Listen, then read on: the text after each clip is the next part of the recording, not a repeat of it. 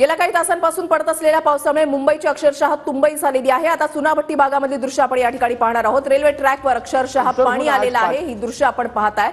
चुनाभट्टी परिसरामध्ये रुळावर या ठिकाणी पाणी आल्याचं पाहायला मिळतंय आणि या साचलेल्या पाण्यातूनच या ट्रॅकवरून रेल्वे जी आहे ती हळूहळू पुढे जाते।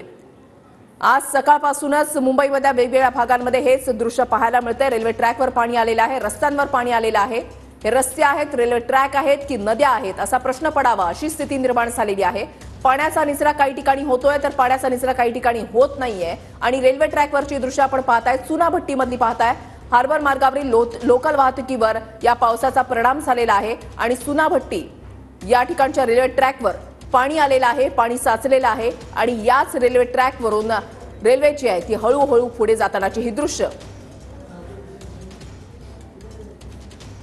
गेल्या काही तासांपासून मुंबईमध्ये मुसळधार पाऊस सुरू आहे। आता रिमझिम पाऊस बरसायला सुरुवात झालेली आहे, मात्र या पावसामुळे अनेक ठिकाणी पाणी तुंबलेलं आहे।